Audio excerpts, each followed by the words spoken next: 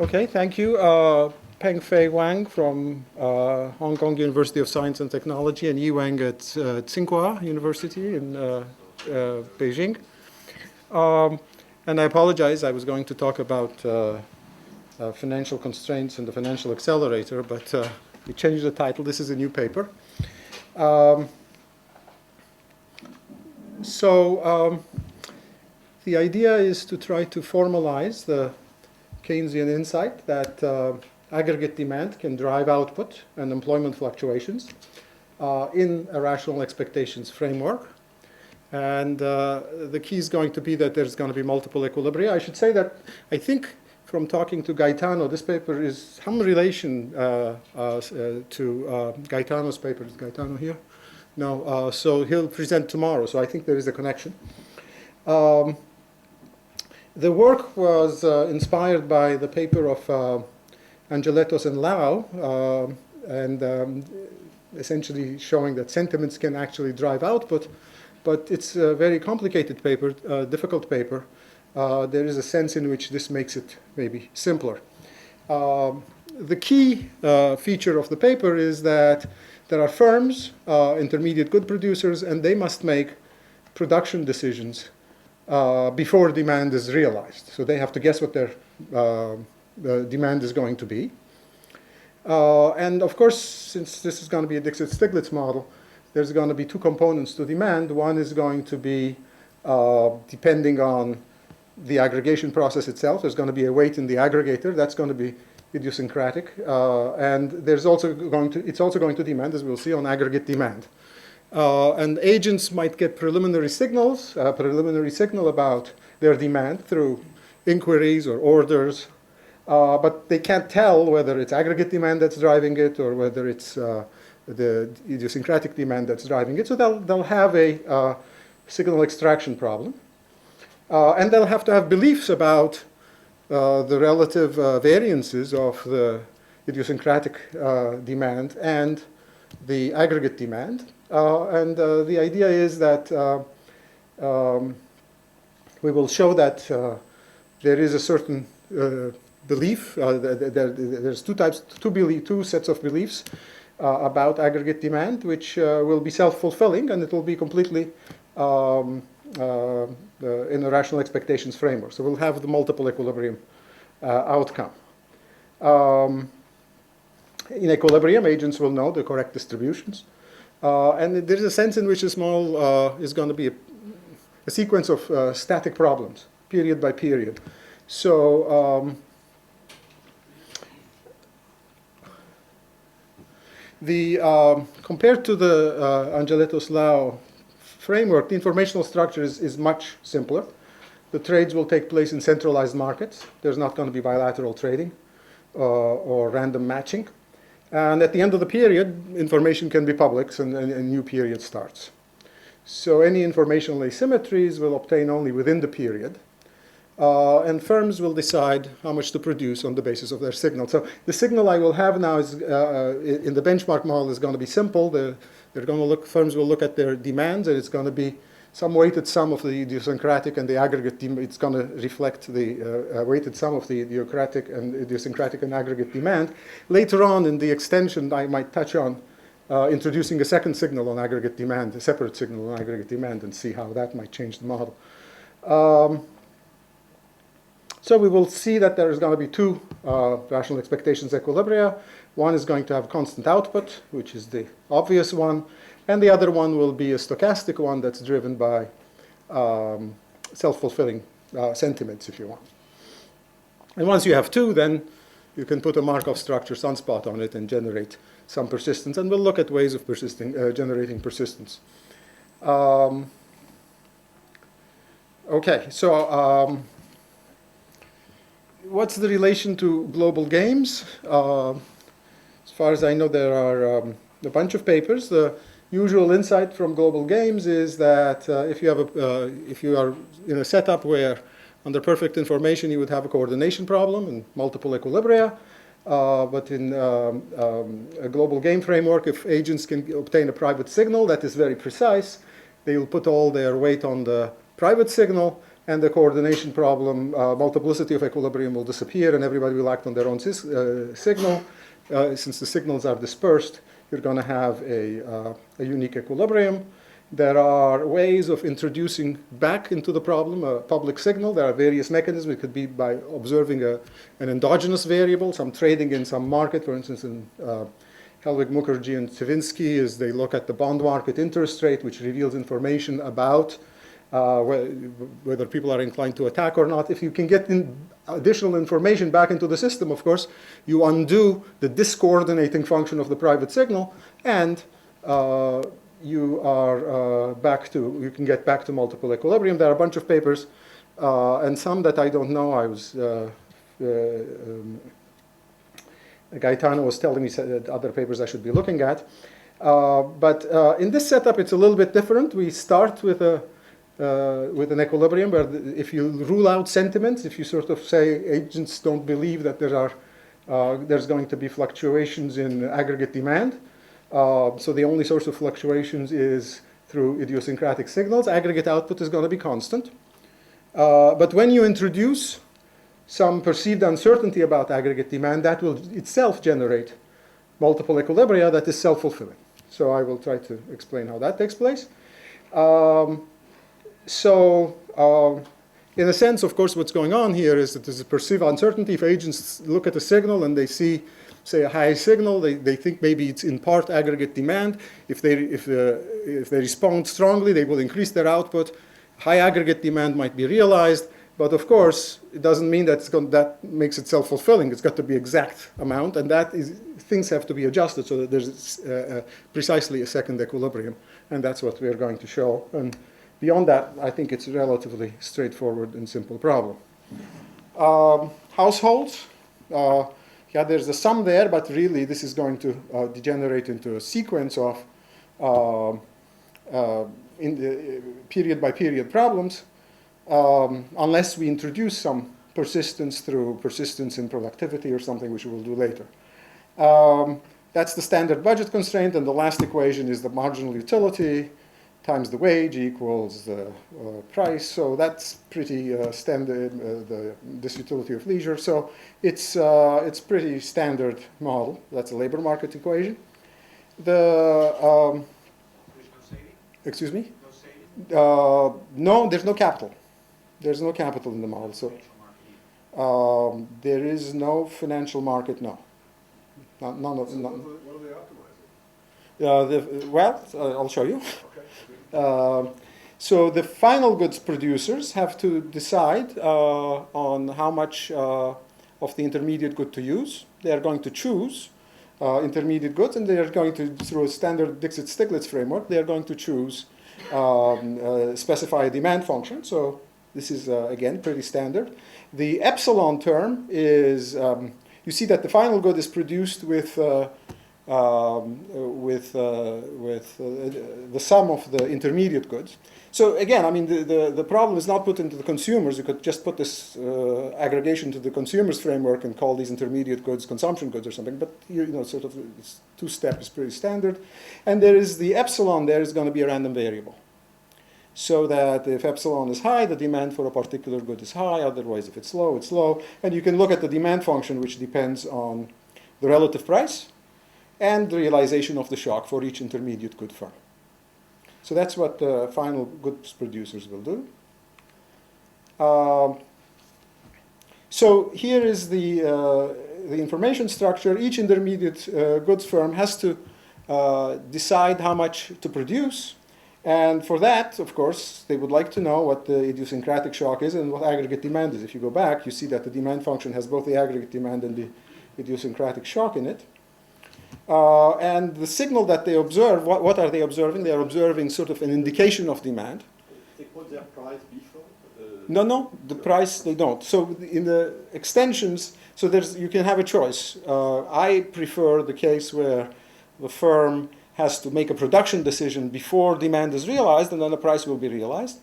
But you can also do the other case where the firm sets a price and fulfills demand. That's another case that we're working out. But here, I thought this was somewhat, to me at least, that was more realistic. My co-authors might have a different view. So they obtain a signal by looking at the initial demand, which is a weighted sum of the idiosyncratic and aggregate demand. And the lambda, I think of it as a technological constant, but some people might think this is also up for grabs. But I think that is given the state of the idiosyncratic shock and aggregate demand. Somehow that translates into a signal to the firms. So I'm going to assume that's common across firms.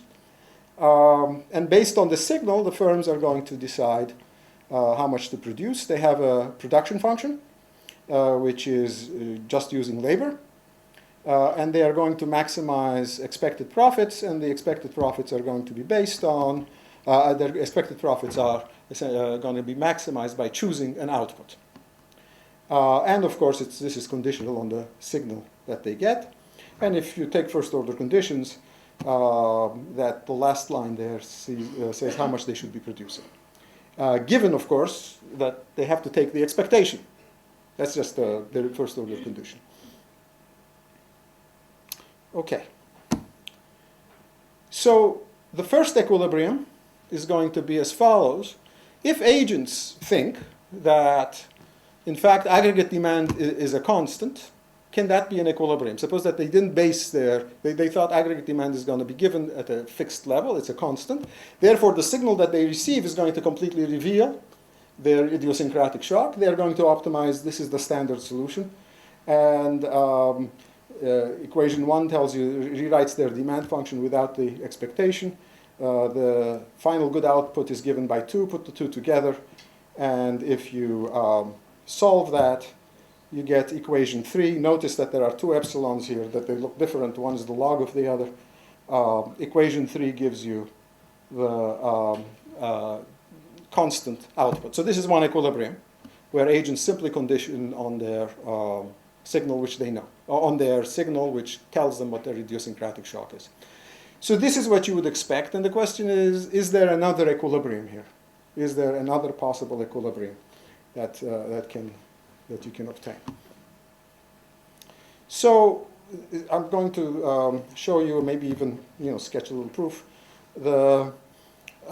Suppose that now aggregate demand is not output. Suppose that aggregate demand is, or output is going to be a constant phi plus some random variable z. Right? So this is a normally distributed variance. And that the firms are receiving a signal again, which is a combination of the idiosyncratic shock and aggregate demand. I'm filtering out the constant term. Can there be such an output given this structure? So the idea is that we may view this z as some kind of sentiment, some sort of idea that agents think that there's aggregate demand is random, and it depends on this realization of z, which they don't know. They get a signal on it. Ex post, of course, it's going to be observed, right, once output is realized. So they have this signal, and in the self-fulfilling equilibrium, 2 things will happen, of course. The distribution of the sentiments and output assumed by the agents is got to be the correct one. And for every z that's realized, markets will have to clear. In other words, the demand and the supply of output will be equal. Okay. So I'm going fast. The proposition is the following. Remember, lambda is the weight that you give to the idiosyncratic signal. That being less than 1, being less than 1/2 means that you put more weight on because they add up to 1, you put more weight on the aggregate demand. And then there is another self-fulfilling rational expectations equilibrium with stochastic aggregate output y. Furthermore, this y is normally distributed. There is a particular mean, which you can compute. And the variance of this has to be something very specific. It has to be related, given the lambdas, it has to be related to the variance of the idiosyncratic shock. So this is a second equilibrium. It's not a continuum, right? There is one, and then there is another. If agents believe this, they were going to produce, and this equilibrium will come about. Why does this happen? Okay, so I think the intuition is pretty simple. if firms believe that the signal contains information about changes in aggregate demand, then this belief will induce all agents to amplify their output response, up or down. So they get the signal, they think that this signal might be in part due to the aggregate demand, and how much will depend on the variance, and they will adjust their output. If they do that, in fact, aggregate demand will be higher if they observe a high Z. It will be high, but there's nothing that says that they have to match exactly, right? They might expect high output and a particular, but it doesn't say that this is going to be self-fulfilling. The way you make it self-fulfilling is you have to adjust the variance of beliefs, and then you have a fixed point. And that makes it self-fulfilling. Okay. Now, in order to be able to compute that, you have to get a positive variance for Z, and that you can only do that if the weight that you give to aggregate demand is bigger than the weight you give. So it's a higher weight. That sort of makes it self-fulfilling. So that's the result. Notice again, I was comparing it with the global games literature. There, you want the introducing extra uncertainty through the private signal makes equilibrium unique. Here you introduce this additional uncertainty, it makes it, it gives you multiplicity. Why? Because the aggregate demand signal, in fact, induces you to produce more. I will talk a little bit at the end about introducing an additional signal in aggregate demand, because if you want to make, one way to make it more realistic is to say, well, agents sort of get a signal about their demand and they don't know how to attribute it, but they might get additional, the market forecast or something. We can add that. I'll talk a little bit about that because it's still in development. So how does one prove that? It's basically some sort of number of steps in signal extraction. You have the, I normalized, by the way. What did I do? Did I specify that? Yes, in equation 1, I have 1 minus 1 over theta times A over psi. For the moment, without loss of generality, I set that equal to 1. So, but later on, we will make A, for instance, be an AR1 process so that it's you can have productivity shocks. So given that, you get the output. Let's see, where are we? Okay. So you can express the output of the firm, that A now is sort of normalized away. And you have you see that, taking logs here, you see that the firms have a signal extraction problem. And in fact, that's the moment generating function. So it's going to be involving the means and also the variance of the signal of the weighted signal there. So you have a standard signal extraction problem. The first term in the middle equation, that's a standard story. You're going to attribute part of the, you're looking at a combination of epsilon and z, and that's what you're interested in from the signal. That's how you attribute it. It depends on how much of the mean is going to be attributed there. Depends on the relative variances and on lambda. And you also have to estimate the conditional variance. And again, there are formulas to get the conditional variance. And based on this, you can compute aggregate output. Individual output. And then you have market clearing. So the first line says, that's the market clearing condition that we had, given the normalization. And you take that, equate it to the integral of the firm's output, and that gives you two conditions. Essentially, you're matching the constant term and the coefficient on z. You equate this because this has to be market clearing for every possible z. And you get the constant term in the last equation. And two lines above that, you get the expression which says that for market clearing, you need the variance of z to be specifically related to the variance of epsilon. Why? Again, you're looking for market clearing. We know how the signal works. You get a signal, it augments your output. If it's just going to match the demand, you have to pick it right. So this is the idea in that what are you doing here? You are generating, if people do have beliefs about that aggregate demand is going to be a random variable, that affects their output, and here is a self-fulfilling second equilibrium. Okay? So introducing uncertainty generated a second equilibrium. So now we have two. Now, again, this is pretty standard. We can try to construct a sunspot equilibrium with Markov transitions between the certainty equilibrium and the stochastic self-fulfilling equilibrium. Notice I'm not calling that a sunspot equilibrium, the self-fulfilling one. I'm not calling it a sunspot because you don't really observe a sunspot. You have to observe a signal, right? So this is on top. This is a Markov process on top of the two, which is going to give you transitions between the two. And you can just put in the transition probabilities. This is one way to add some persistence, because so far the stochastic self-fulfilling equilibrium is IID. There's no persistence in it. So by going back and forth between the two equilibria, you can sort of put some persistence. And here's a standard simulation, and this is how it would look. So you'd go on the constant equilibrium. Once in a while, you'd get sort of clustered volatility, and then you go back to the constant, and you get clustered volatility. So that's essentially one way to think about generating some persistence. But it's not entirely satisfactory, so we'll try other ways. So basically, that's the model how aggregate demand itself, like the sentiments about aggregate demand, can generate self-fulfilling multiple equilibria. So, of course, with autoregressive productivity, if productivity is some kind of stochastic process, that is going to induce the same stochastic process on aggregate output. That's pretty easy to show.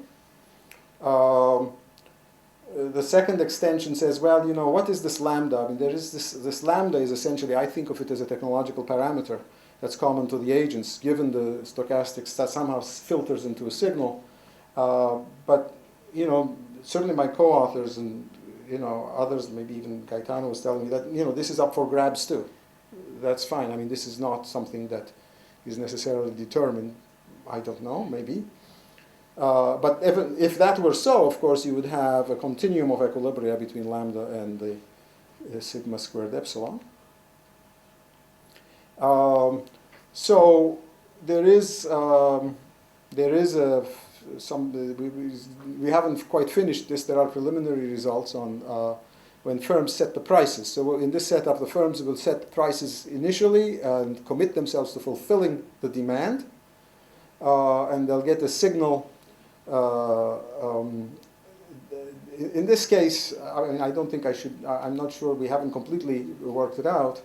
But in this case, you can get sigma epsilon to be free, actually. You might actually get a continuum of equilibria if you fix price. I'm not going to show you the algebra because it's not completed, but this is the way I think the results are going to see. Here, this is going to happen only if the signal, it's only possible if the signal only contains aggregate demand, the aggregate demand component. The next one I think is more interesting to me, is what if you get a separate signal? That seems to me like a reasonable thing. You get, of course, information from your demand, your preliminary demand. Every firm is trying to guess what their demand is going to be. But they might also, sort of get market forecasts from, published plans of managers or something. There are sort of signals that might give them some sort of idea of what an additional noisy signal. Again, this is still, we're working it out, but you can see what's going to happen. If the variance on the market signal was infinite, it's totally uninformative, we're back to the original case. If the market signal has zero variance, I mean, it's completely revealing, then everything is revealed and you have a unique equilibrium. In between, you're going to have the self-fulfilling equilibria for some range. So that is, but it's going to have if that is true, I think it's going to have a larger variance. One thing I forgot to say, by the way, is that the constant equilibrium is going to be higher than the mean of the self-fulfilling equilibrium. That can be shown that it's, that the mean of the self-fulfilling stochastic equilibrium is going to be lower. I'm going to skip this. Multiple island is basically not terribly interesting. You can think of each of these equilibria occurring separately on different islands, and depending on how you mix them, you can get additional dimension of sunspots. That's not terribly interesting. So conclusions. It's a Keynesian model where you have changing sentiments or expectations about aggregate demand can generate output and employment fluctuations. We are sticking to the rational expectations framework as a disciplining device, but of course we have put in now the multiplicity and sunspot as possibilities. The key is that production decision must be made under uncertain demand conditions, and multiple self-fulfilling equilibria can happen. We can put Markov sunspots. Obviously, the model is very simple. For instance, we have two equilibria, but if you introduce a savings or capital accumulation dimension, you might be able to multiply the dimensions and have maybe even a continuum of equilibria. We kept it particularly simple because it's a static model, and it's an easy way to show that you can have self-fulfilling Keynesian story in a static context. That's it.